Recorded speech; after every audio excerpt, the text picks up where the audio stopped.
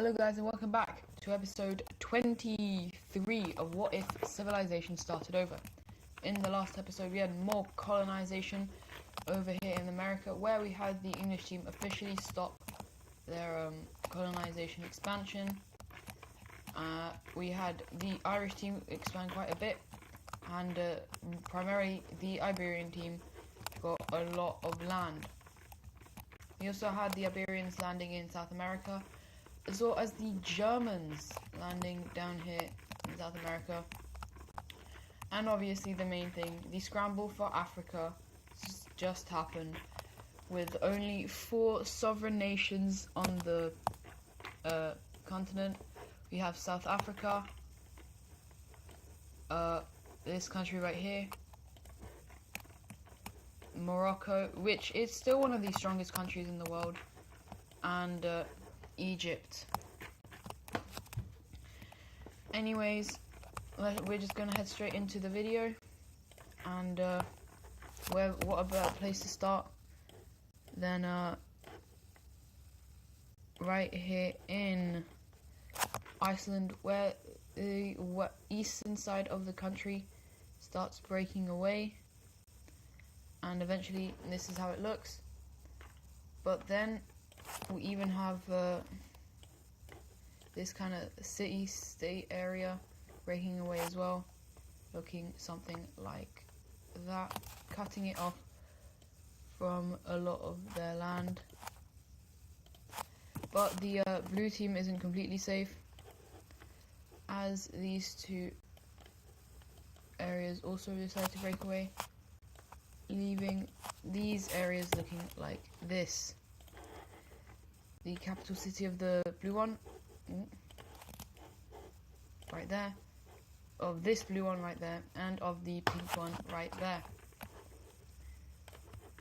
And so we're actually going to head over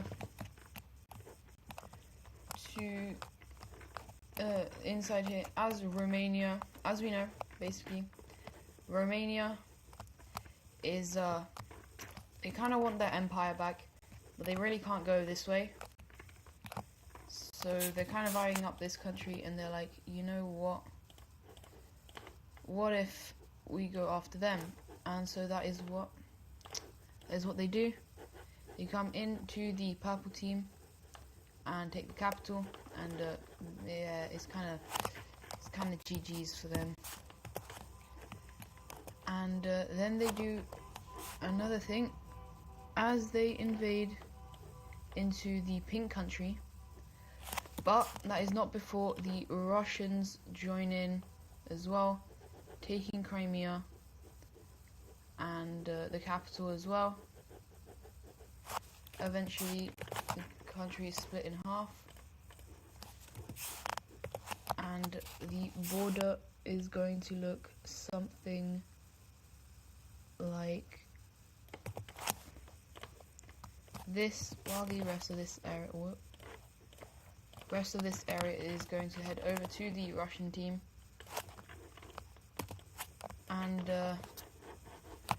yeah, the Romanians have kind of expanded, and so yeah. But anyways, Europe is now going to head into kind of a time of peace. Actually, no, one more thing, sorry.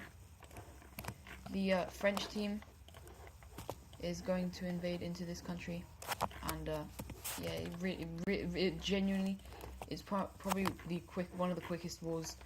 That country is very weak, and the French team is incredibly strong because of this.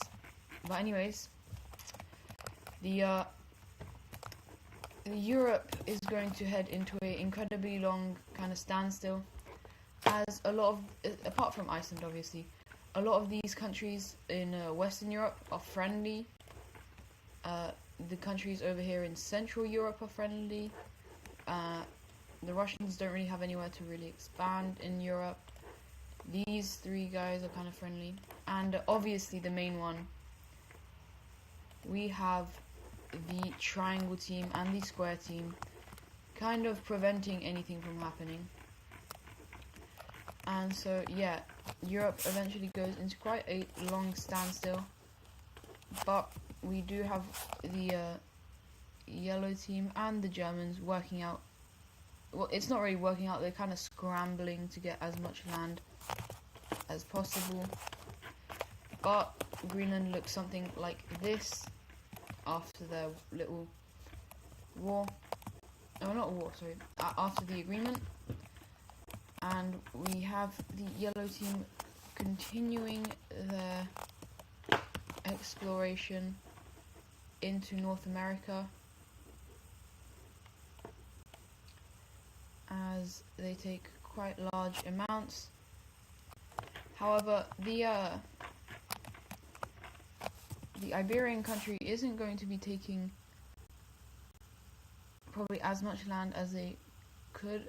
It's obviously still a lot of land, but it seems like they're kind of preparing for something, which is just going to be a little hint. And we're actually going to have the Chinese country meeting up with or the Chinese explorers meeting up with the Irish explorers as they continue to take more land. And yeah, but anyways, back over here we saw with China, they finally actually make a proper landing on Australia, and they colonize a little bit. And with this new country, they badly send out a kind of thing saying, yo guys, there's land down here. And the blue team is then going to realize, hold up, yo, this country was ours. But the three countries that are going to actually land on this thing is not going to be the blue team. It is obviously down here in the south. We are going to have the French team coming in, and one that actually may come as a surprise to some of you. Up here in the north, the second country that is going to take land is the green team, as this isn't too far away from them, and they're like, you know what, we should get in on this kind of colonization. And so they come over here and take this. And the Iberians are wondering if they should do this, but as I said, they are preparing for something, and so for now they're not going to. But heading down here, the Germans don't seem to be as concerned as they explore and colonize even more parts of South America. And yeah, they're doing quite well for themselves.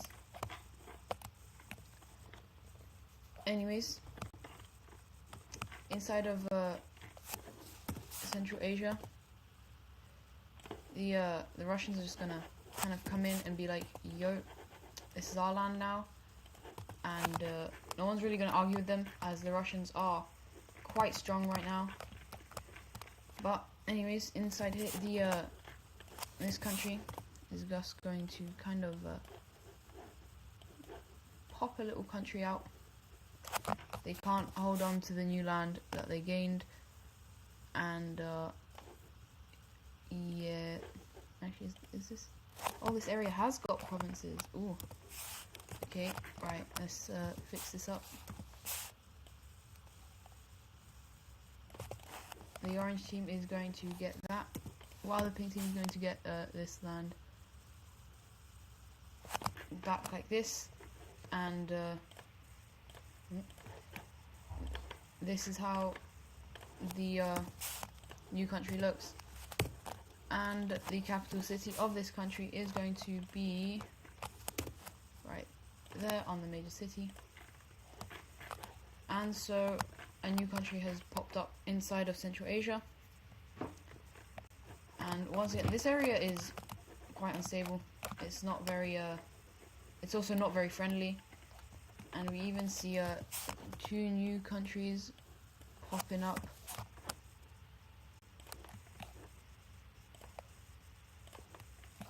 Over here, you have this kind of beige country.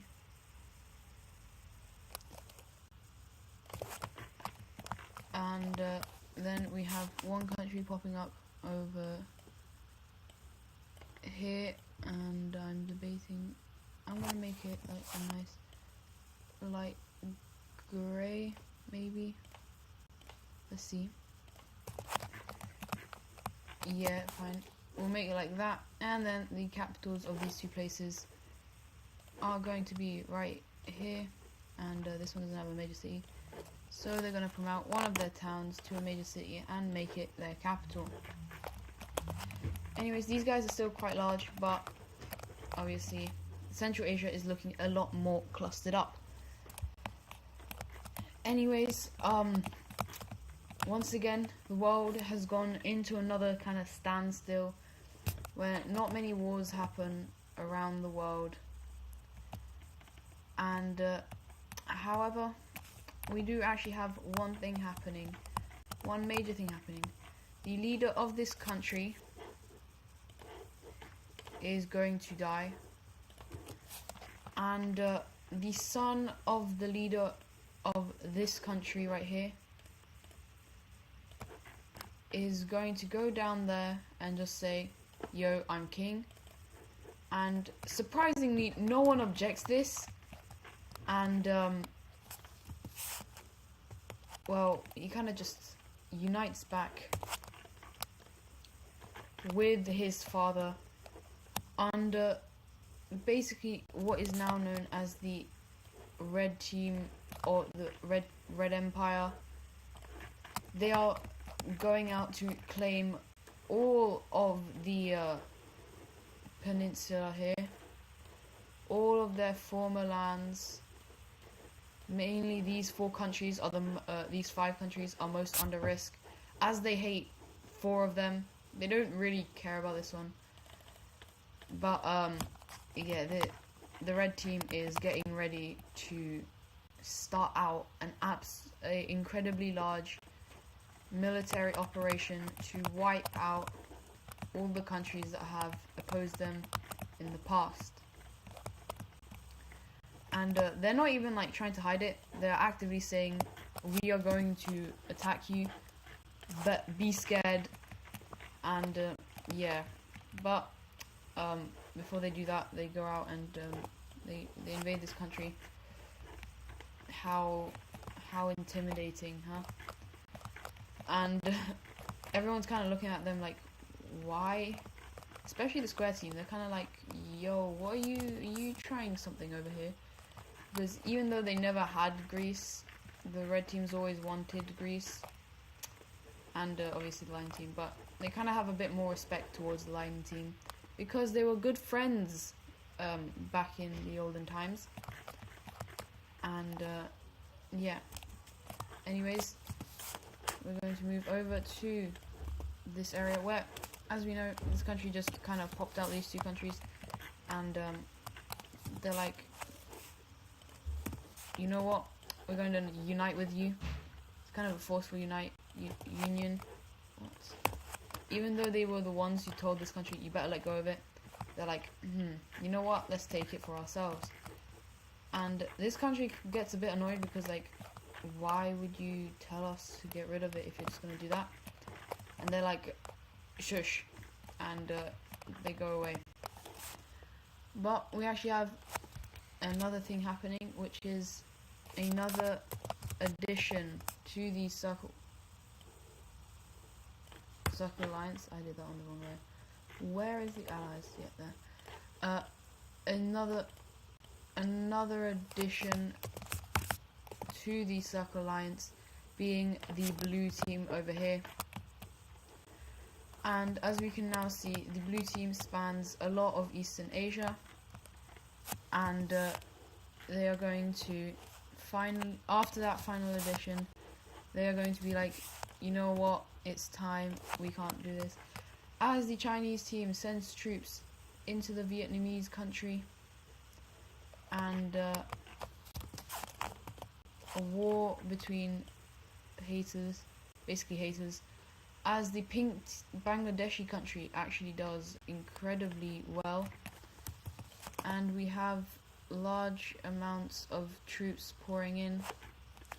As surprisingly, we even have this kind of light blue country joining in, taking the south here, and after some time, and the Bangladeshi country cutting them off from the Indian Ocean, Vietnam is going to surrender, and the peace treaty is going to look something like this. The blue team gets actually quite a lot of land. The Chinese team is going to take something like this, as their main goal was to get back the land that they lost, and maybe even more to punish them for taking that land. And then the Bangladeshi country is starting to kind of look like Myanmar a bit, but yeah, not yet. And Vietnam is then also forced to split into two, where we have obviously the main Vietnamese area, and now we're going to have a brand new kind of yellow country over here. It's a kind of a mixture of how they believe in what to do. It was kind of just forced out by the Circle Alliance. They don't really care for it. It kind of in Thailand's spot, but yeah, they don't really hate the Vietnamese. It was kind of just done by them to get them out. And we actually have, with this war, another country joining the Circle Alliance. Keep messing up. I always put it on the wrong way. I don't know.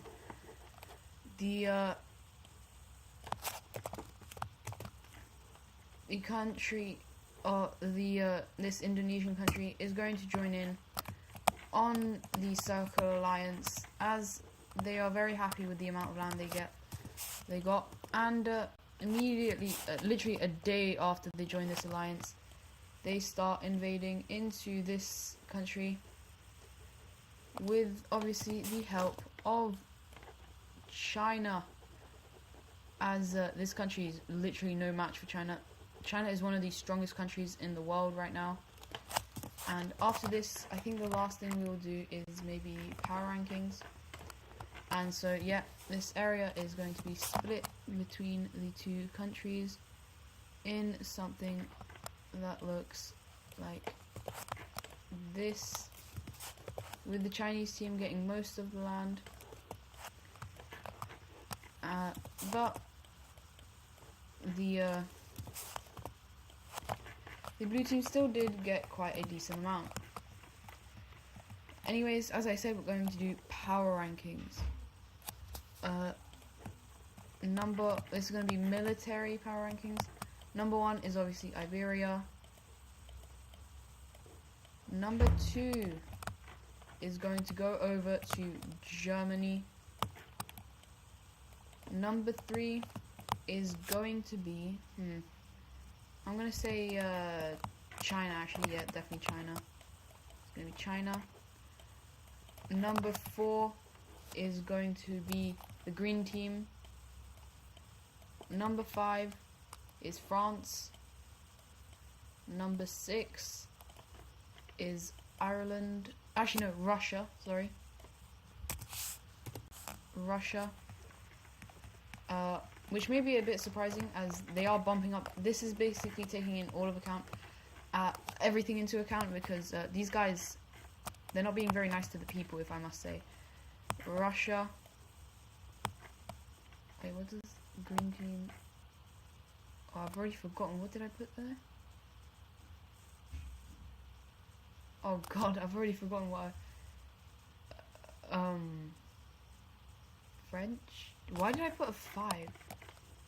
That's the French team. I don't know why there's 5. 6, 7 is going to be English team, England. 8 is Korea, I guess. 9 is the red team, and 10 is going to go over to Rome, the Romans, but I'm just going to call them Italy. And so that is the power rankings and the end of the video. So I hope you guys have enjoyed, and actually, no, I'll see you guys in the next video, as World War II may or may not start. Anyways, hope you guys enjoyed the video. Don't forget to like and subscribe, and I'll see you in the next one. Goodbye.